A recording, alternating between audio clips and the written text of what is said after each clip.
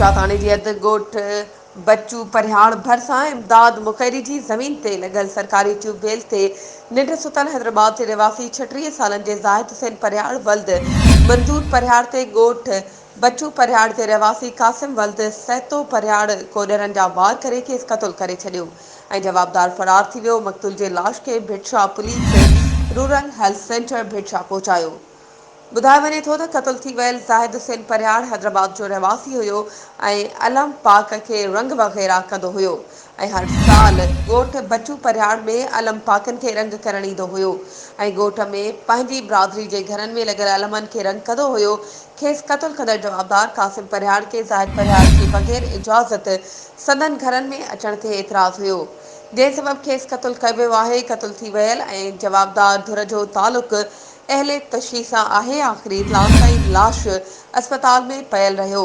बिछा थाणे ते को केस वग़ैरह दाख़िल न थी सघियो आहे। पुलिस पारां जांच जो अमल जारी आहे।